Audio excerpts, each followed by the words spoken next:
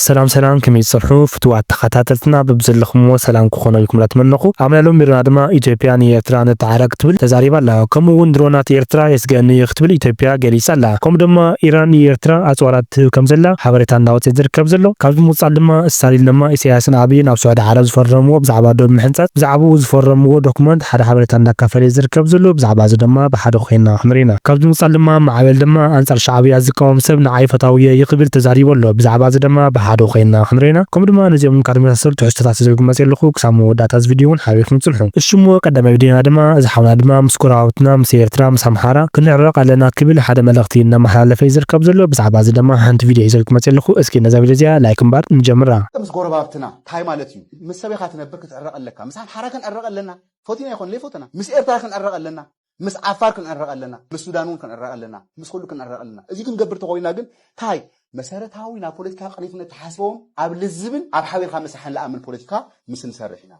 بخالي ملكو دما ازي كنغبر كلناس حامل اينا مون عرقو تاينا is it possible ideal day مسلي كنلخل حدقت يلينا ايو are we a legion of angels ناي ملأخت براجيد دينا نحنا تجارو نحنا خطفات يلنا يديو نحنا أو خالوت هزبتاك عينها مين الرأى بخالوت عينها مين الرأى نحنا بزعابة علنا لين فولتو اور سلف عذر تنحنا اللي أنا لين فولت نحنا لين فولتو من نتناخ أو خطفات اللي دو هونيلنا فريتنا خلت فات هايو نجردو إيه اللي بوحدو قاس كريتيكالي كوستين بلاي مقارنا من قصنا بلاي محتاتنا بفو بريزنت لنا هو لونا أي خناينا عسى حويسو ماي بريزيدنت لونا شبوت نجر أولي ولو لو خوينا تأكلنا دكنا شفنا إينا زينا عنا تفاتي حرقتي اللينا كنمهارم انتي كابز مصالما دمساوي يوحنس ابراها دما ابرخ شقاريو استعاده تحتو بزعبه حد ملغتي نحلف يزر كبزلو بزعبه زدما سفز ولا حبرت عندك كفر يزر كبزلو اسكي نفطا فيديو كالفكم حزبنا خملشي نابسي هو خملشي حزب تግራይ ናይ ግድም ክምለሲ ዋጋ ድኸፈለሉ ቃልሲ ግዜ ኣብቲ እንዳራ መስጋዕ ማዓስ ሶምስ ኣብ ኣሕመድ ክሰርሑ ብደይ ሓደ ውዕል ብደይ ገለ خبانا دقرب ሰብ ከይብሎም ናብ ኮይና ፍጥቅሚ ደለና ሰማዕቶም تاني فلت نحنا إذا بتقرأي كبتين ده خبر لما لدي 10 عام وتطفوا بنا زقدم السرعة زي كم ولا حسب تهينو هذا أكلت صمدو تخون مرتاح مختبر لا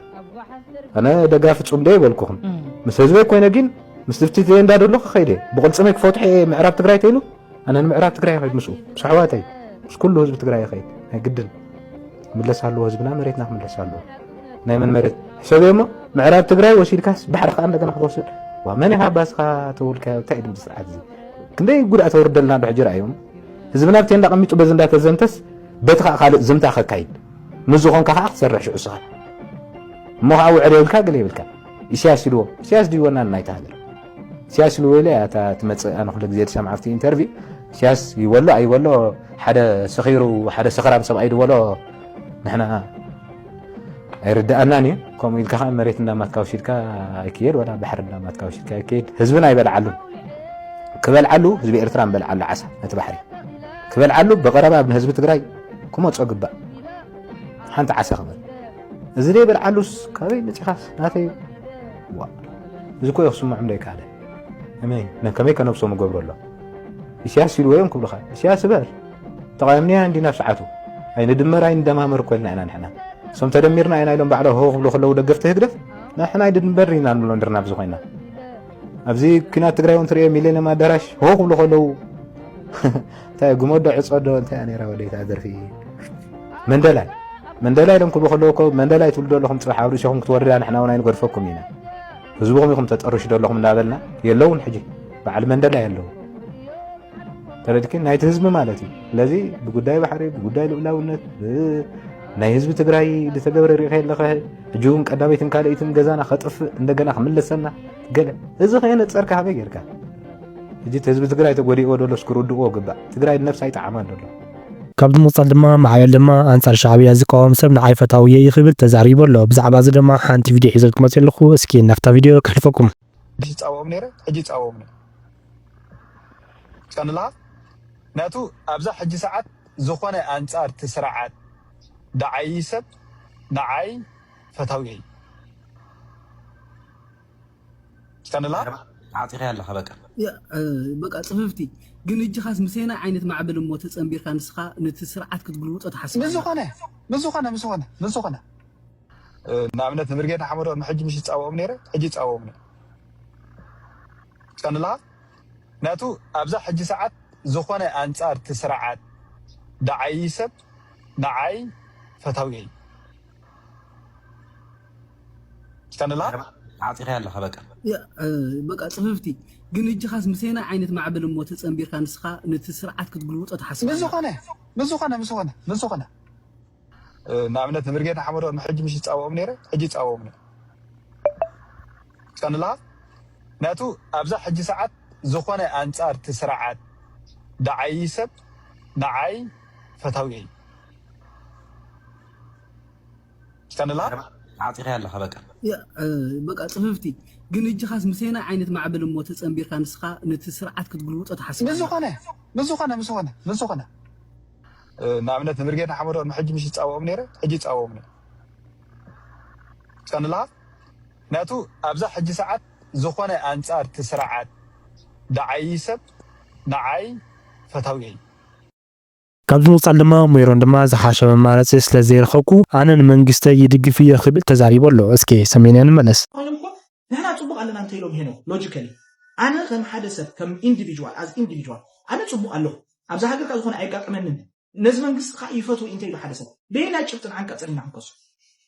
ሆነስትሊ ስፒኪንግ ድግፎ ክኽእል እኮ ኣንተሲ ኣብ ኤርትራ እንተደጊፎ ስታ ክንብለልከ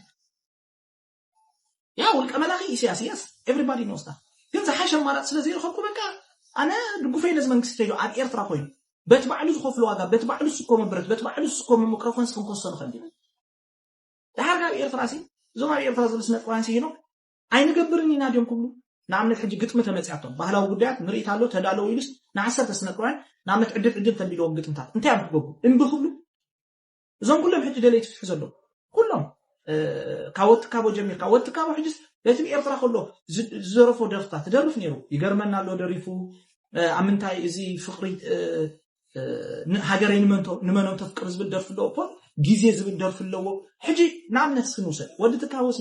ኣብ ኤርትራ ከሎ ብዙሕ ደርፍታት ደሪፉ ሕጂ ናይ ወጥካቦ ያው ኣዘኒርዎ ገለ ግን ንስርዓት ዝውድስ ሓደ ደርፊ ነበረን ኣብ ካብ ናይ ወጥካቦ ኣነ ክግምግሞ ከለኹ ማለት ይፍርኦ ከለኹ ዕልል በላ ዓደይ ዕልል በላ ድብል ነይሩ ንዓደይ ዕልል በላ ዝብላ ነይሩ ሕጂ ንወጥካቦ ተመሊስናስ በቲ ቀደምስ ባርያ ኢኻ ነርካ ክንብሎ ኢና ማለት ኣምላኽ ኢኻ ነርካ ክንብሎ ማለት ኪሮስ ንባዕሉ ኪሮስ ሕጂ ብዚ ናይ ድረፍቲ ስለ ዝኾነ ይጠቕሶም ዘሎ ኪሮስ ንባዕሉ ኣብ ኤርትራ ኣብ ዝነበረሉ ግዜ ኪሮስ ኣስፋሃ ኣብ ኤርትራ ኮስ ማዕድ ደርፊ ነይርዎ ገለ ካብቲ ደርፍታቱ ንኣብነት ፅባሕኪ ትብል ደርፍላቶ ሕጂ እዛ ፅባሕኪ ትብል ንኤርትራ ይዝርፍ ነይሩ ሰብ ኣብያተ ፍርዲ ተዓፅዩ ስራሕ ስሒኑ ገለ ዝብል ደርፍታት ነይርዎ ኣፍታ ግጥሚ ማለት እዩ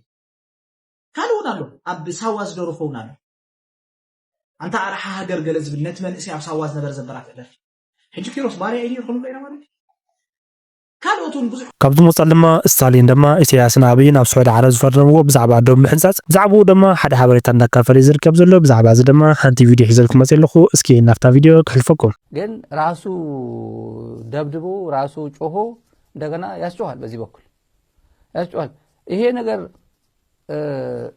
ዶክመንቱ ሳውዲ አረቢያ የፈረመው አብይ አህመድ ምን ይላል ዶክመንቱ አገኘ ነው እኮ